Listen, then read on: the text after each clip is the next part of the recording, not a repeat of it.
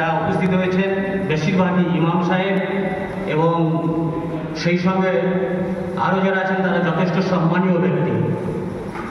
মন্দিরে এই মুহূর্তে উপবিষ্ট আছেন আমাদের পরম প্রিয়, আমাদের গার্জেনের মতো পূর্বস্থলীকে যিনি ডানাপালা দিয়ে আগলে রেখেছেন আমাদের সেই আইসি সাহেব।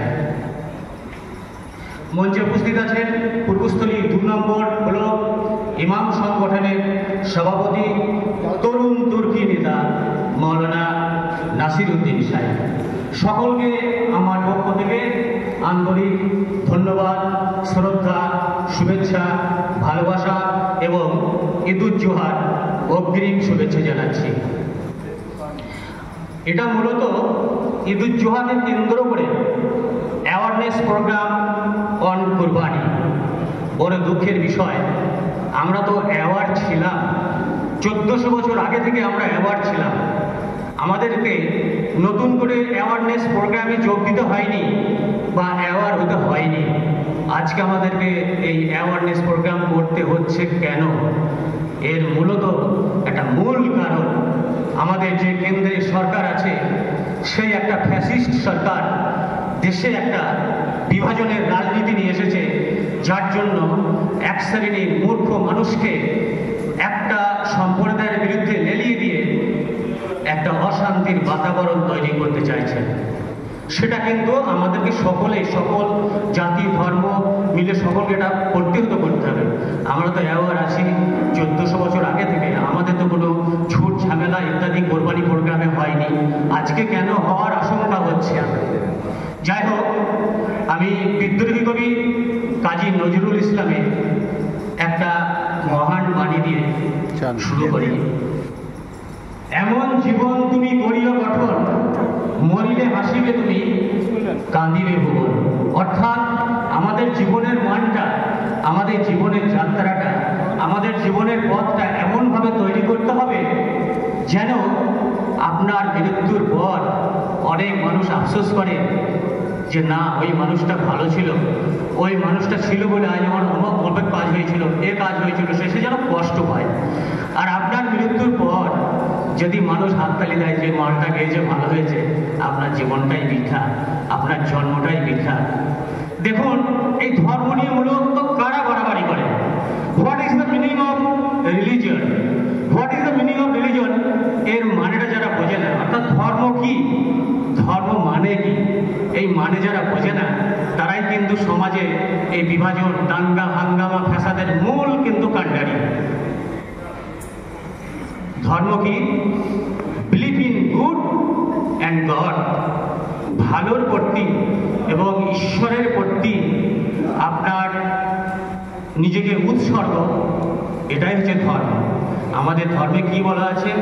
আপনার প্রতিটা অঙ্গ, চোখ, কান, নাক, জিহ্বা, ত্বক, হাত, পা, প্রতিটা অঙ্গ যেন মানব কল্যাণে লাগে, আপনার প্রতিটা কাজে যেন মানুষের ভালো হয়, সেটাই কিন্তু ধর্ম।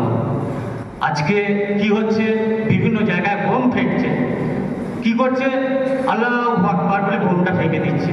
সে কিন্তু দেখা গেল ধার্মিক মানুষ নয়, এবং পূজাটা চলে আসছে কিন্তু একদম সাচ্চা ধার্মিকের মাথায়।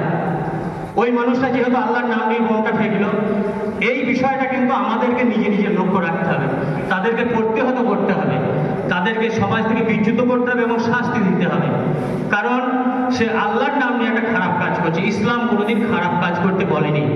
ইসলামের প্রতিটি কথার মধ্যে শান্তি লুকিয়ে আছে। আমরা যদি ইসলামের সত্যিকারের অনুসারী হই এবং তার পথে চলি, আমাদের কোনো ঝুট ঝামেলা, মারামারি, দাঙ্গা হাঙ্গামা, হিংসা বিদ্বেষ কোনো কিচ্ছু আসবে না। তো ধর্মের মানে যারা বোঝে না, ধর্ম যারা বোঝে না, দেখবেন তারাই কিন্তু এই ঝামেলার সাথে যুক্ত হয়ে আছে। তো আগামী শনিবার আমাদের পবিত্র ঈদুজ্জোহা অর্থাৎ কোরবানি। একটা কথা এখানে স্মরণ করে দিই, কোরবানির ছোট্ট ইতিহাস সংক্ষেপে বলি। হযরত ইব্রাহিম আলাইহিস সালাম কোরবানি শুরু করেছিলেন বলা যায়। উনি স্বপ্নাদেশ পেয়েছিলেন আল্লাহর কাছ থেকে যে তুমি তোমার ছেলে ইসমাইলকে আল্লাহর রাস্তায় কোরবানি করো। 3 দিন যখন স্বপ্ন দেখলেন, তখন তিনি তার ছেলে এবং স্ত্রীর সাথে আলোচনা করলেন। ছেলে বললেন, আব্বা তোমার সিদ্ধান্ত শিরধার্য, তোমার আদেশ শিরধার্য। তো তিনি কি করলেন, তাকে কোরবানির জন্য ঠিক সঠিক ময়দানে নিয়ে গেলেন এবং সেখানে তাকে কোরবানি করবে বা ছুরি চালিয়েছে চোখ বুঝে এইরকম অবস্থায় দেখলেন সে কোরবানি হয়নি। অর্থাৎ আল্লাহর তরফ থেকে একটা দুম্বা পাঠিয়ে দেওয়া হয়েছে যে তুমি তোমার আত্মত্যাগ করেছো, তুমি নিজেকে উৎসর্গ করে দিয়েছো, তুমি আমার প্রতি সম্পূর্ণ আত্মত্যাগ করেছো, সেই জন্য তুমি তোমার ছেলেকে কোরবানি করো না, দরকার নেই, তোমার আমি পরীক্ষা নিয়েছিলাম, তুমি পরীক্ষায় পাশ করেছো, তুমি এই দুম্বাটা কোরবানি করো। আজকে দুম্বা কোরবানি, ছাগল কোরবানি বা অন্যান্য পশু কোরবানি, এটা একটা প্রতীকী। আমাদের মনের মধ্যে যে পশুত্ব বিরাজ করছে, এই পশুত্বটাকে খতম করার নামই হচ্ছে কোরবানি। আমার মধ্যে যে খারাপ আচরণ, দোষ, অনেক খারাপ কিছু আছে, অনেক কিছু ব্যভিচার, অন্যায়, এইগুলোকে কিন্তু কোরবানি করতে হবে, এগুলোকে শেষ করে দিতে হবে, এইগুলোকে ধ্বংস করে দিতে হবে, মুছে দিতে হবে। এরই নাম কোরবানি। এটা হচ্ছে প্রতীকী কোরবানি। মাংস খাওয়ার জন্য কোরবানিটা আসল কোরবানি নয়। তো ঈদুল জুহা যাতে খুব শান্তিপূর্ণভাবে হয়, এক পক্ষের এখানে দায়িত্ব থাকে না, দায়িত্ব থাকে দুই পক্ষের। দুই পক্ষকেই সংযত হতে হবে। আমরা আমাদের পক্ষ থেকে নিশ্চয়ই খুব যথেষ্ট আড়ালে, নিরিবিলি স্থানে, যেখানে সাধারণ মানুষের নজর না যায় বা পথ চলতি মানুষের নজর না যায় বা অন্য সম্প্রদায়ের মানুষ নজর না যায়, আমরা সেই জায়গায় কোরবানি করব এবং সেগুলো যত সম্ভব যে নোংরা বা আবর্জনা থাকবে সেগুলোকে ধুয়ে মুছে সাফ করে আগের অবস্থায় ফিরিয়ে আনব। এগুলো যেন অবশ্যই সকলে পালন করবেন। আর সবশেষে একটা কথা না বললে নয়,